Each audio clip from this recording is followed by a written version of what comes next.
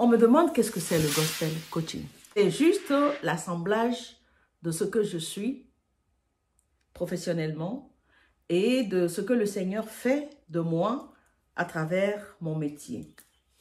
Je suis musicothérapeute et je suis en relation avec des personnes qui traversent certaines difficultés. Ça peut être psychique, ça peut être physique, ça peut être émotionnel, ça peut être familial, ça peut être professionnel. Quand nous arrivons à un stade de notre vie et que nous avons du mal peut-être à franchir certaines barrières et que tu sois enfant, que tu sois ado, que tu sois patient ou que tu sois un citoyen lambda, que tu sois chef d'entreprise, que tu sois chef d'État, que tu sois qui que tu sois dans tous les domaines de ta vie, il y a forcément des moments où on est peut-être un peu dépassé par le stress du travail, par la gérance de toutes nos responsabilités.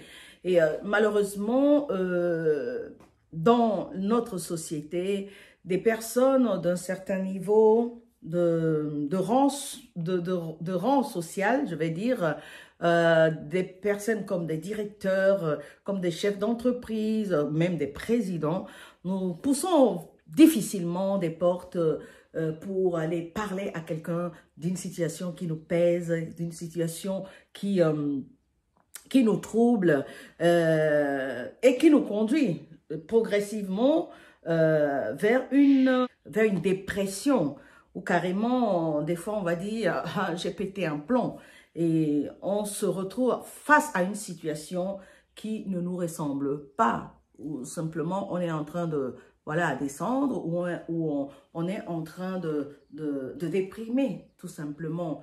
Mais rassurez-vous, toute personne à tout étage peut rencontrer des difficultés, c'est pas fatal. Ça nous pousse des fois à s'enfermer dans une certaine solitude et à continuer à mettre notre carapace ou notre veste tous les matins de directeur. On vient, on dit « Bonjour, comment ça va? Oui, comme d'habitude, tout va bien. » Alors qu'en réalité, on est ruminé à l'intérieur. Donc, voilà un petit peu ce qui va constituer ma démarche du gospel coaching. Alors, pourquoi gospel? Pourquoi pas simplement musicothérapeute que je suis? Mais je trouve aussi que dans certaines musiques, la musique gospel elle-même, elle véhicule une certaine énergie. Vous allez voir que les gens qui vont à des concerts gospel ou qui écoutent simplement la musique gospel, la plupart des gens me disent « Ah, j'adore le gospel ». Mais oui, vous adorez le gospel, vous aimez gospel, c'est que vous aimez Dieu. Parce que gospel, God spell. Gospel, c'est l'évangile, tout simplement. Et dans le vieux anglais, God spell, l'appel, Dieu appelle. Alors moi, quand j'ai créé ma structure en 2009, voilà, je l'ai simplement appelée la Gospel Africa House. Je ne savais pas que Dieu était en train déjà de me mettre la puce à l'oreille des tâches auxquelles il m'appelait. Gospel Africa House. Alors, j'ai fonctionné depuis 2009 jusqu'à là, actuellement, en 2020, sous cette structure Gospel Africa House je me suis beaucoup attaquée au volet africain et pour faire sortir, valoriser. Vous allez voir que dans le gospel, dans les programmations de Caravane d'Afrique, je voulais simplement sortir tout ce qui est beau. Parce que souvent, les caméras se posent sur les choses qui vont mal en Afrique. Bien sûr que c'est des choses qui existent, mais moi, j'avais pris pour option d'exposer les choses qui sont magnifiques, les choses qui sont vraiment agréables. Et c'est ce travail que j'ai fait dans les programmations de la Caravane d'Afrique jusqu'en 2018, je vais dire, quand j'ai commencé vraiment à comprendre, en fin de compte, pourquoi j'ai créé cette structure et que je l'ai appelée Gospel Africa House. l'évangile était là. Ça ne veut pas dire que je vivais à côté de l'évangile. Je le faisais, mais bon, pour moi, c'était un moteur pour moi, pour tout ce que je faisais, aspidant par-ci, par-là, jusqu'au moment où le Seigneur m'a dit, rattrapez vraiment, et m'a dit clairement, donne-moi ce travail. Et donc, je suis simplement en train de transvaser ce qui était à l'origine de ce que je faisais, la ramener à la source. La source de mon travail, c'est ma foi. La source de mon travail, de mon énergie, de tout ce que je fais, c'est avec l'appui de Dieu, avec l'appui de la parole, avec un style de vie, c'est un état d'être, c'est une façon d'être. C'est-à-dire que pour moi, en tout cas, personnellement, je ne peux pas chanter le gospel et avoir une vie décalée. C'est-à-dire que nous sommes dans la vérité de la parole de Dieu et on ne vient pas chanter du gospel parce qu'on a une belle voix, on ne vient pas chanter du gospel parce qu'on met des grands robes, on ne vient pas chanter du gospel parce que simplement on dit « Oh, c'est pas péjoratif, mais moi je suis fière de ma couleur ». On ne vient pas chanter du gospel parce que on est noir et quand on parle gospel, on voit tout de suite les Américains, les Noirs américains. Mais ces gens-là, ils viennent d'où? Alors, le gospel, c'est un code dont nos ancêtres, les esclaves, utilisaient. Parce que quand ils étaient dans les plantations de canne à sucre et tout le reste, où ils doivent travailler du matin jusqu'au soir, sous le chaud soleil, avec les fouets derrière, et puis interdiction de se parler, la plupart des gens qui ne parlaient pas français, donc même parler dans leur dialecte, ils sont surveillés, ils sont fouettés, ils sont sous le joug du colonisateur, et c'était une façon merveilleuse de se communiquer en chantant et en prenant pour appui l'espoir que Dieu va leur sortir de cette situation et qu'ils se mettent à chanter d'une part en louant Dieu et d'autre part le chant est une façon de communiquer. Communiquer soit directement ou indirectement.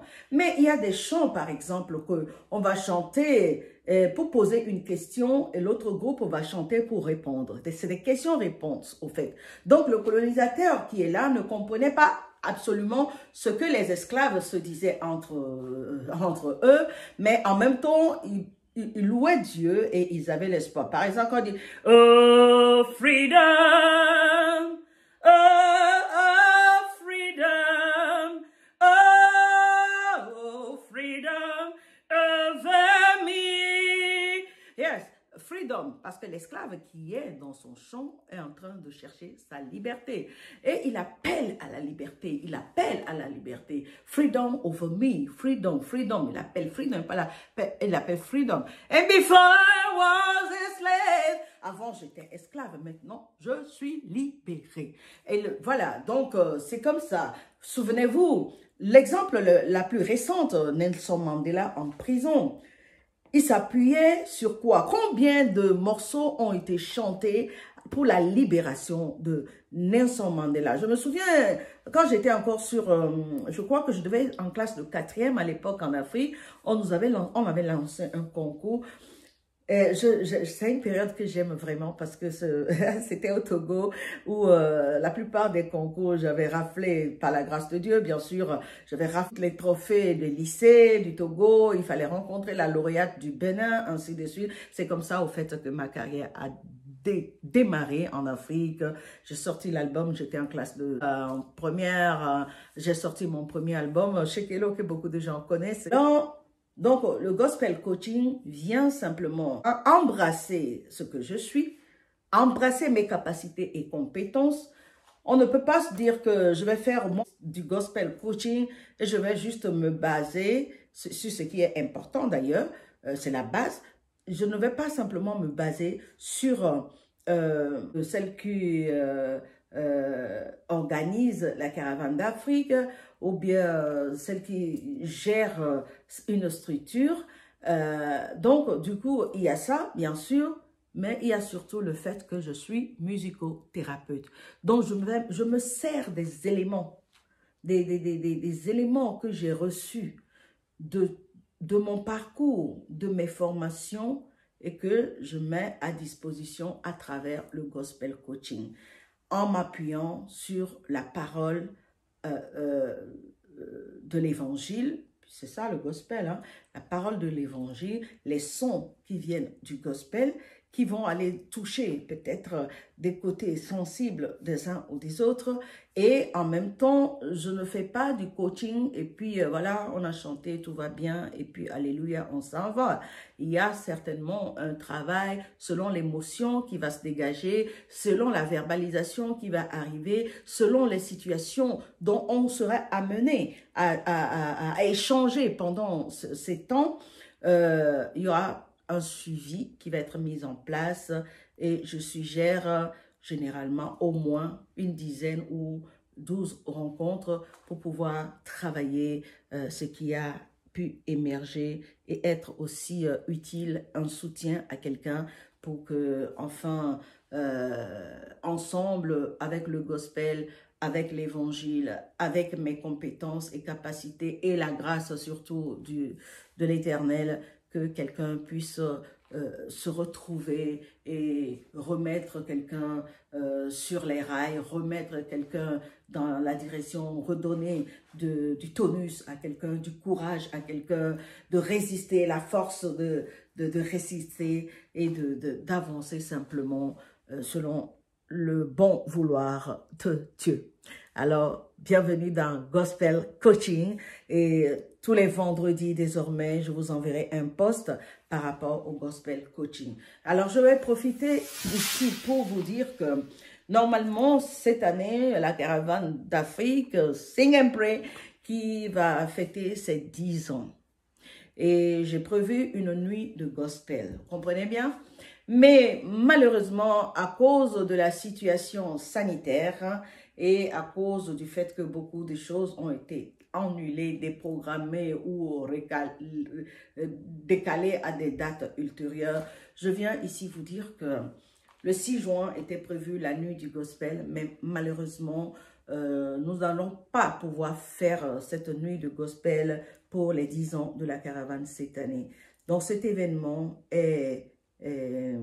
n'aura pas lieu le 6 juin comme prévu et que nous verrons à une date ultérieure ce qui est faisable. Je vous reviendrai en ce moment-là, mais croyez-moi qu'au mois de juin, je ne vous laisserai pas sans rien et je vous promets de vous envoyer des vidéos pour pouvoir ne serait-ce que marquer le coup pour cette 10e anniversaire de la caravane d'Afrique dans le département de la Nièvre et plus précisément à Chanvaux. Je profite ici pour faire un coucou à toutes les personnes qui m'ont suivi depuis la première édition jusqu'à la 10e maintenant. Je voudrais profiter pour saluer tous les sponsors. Je salue le casino de Pouglezo qui a accueilli cet événement également. Je salue les villes de Nevers, Charité, Chanvaux, Cône, Chanay, Pouilly. Il y en a tellement. Merci, merci, merci à vous tous qui avez soutenu cet événement. Merci aux journaux, je pense au JDC, je pense à RCF, je pense à l'Écho Charitois qui est fusionné maintenant avec, je crois, le régional de Cône. Il y en a tellement, il y en a tellement. Merci, merci. Africa numéro 1 qui m'avait aussi consacré toute une semaine, je crois c'est lors des 5 ans ou un truc comme ça. Et voilà, la Nièvre, je suis désolée, nous ne verrons plus jamais Manu Dibango qui est parti pendant ce temps de confinement, pendant ce temps de coronavirus. Il n'a pas pu faire le déplacement dans la Nièvre parce que justement, il était malade. Je salue Jacques Bolognesi qui a marqué la caravane d'Afrique. Jacques, je te salue. J'espère te voir bientôt. Et bisous, bisous à Bernadette, ta charmante épouse que j'aime beaucoup. Toronstan qui était venu mais qui est aussi maintenant parti. Il nous a quittés. Je salue Tacho, je salue Denis Chango, Herman, Fofanik, il y en a tellement, tellement, j'en ai vu plein de gens. Pardonnez-moi, j'ai pas la liste devant moi. Arrivé, je vais m'adresser particulièrement à tout un chacun. Merci à vous, vous avez été formidables. Vous avez été un grand soutien aussi, que ce soit les musiciens qui m'ont accompagné, que ce soit les musiciens qui ont été programmés, et que ce soit l'équipe qui m'a aidé, les maires qui ont mis des salles à disposition, les communes. En tout cas, merci, je vous aime comme ça, je vous aime comme ça. Bisous à vous et à très bientôt.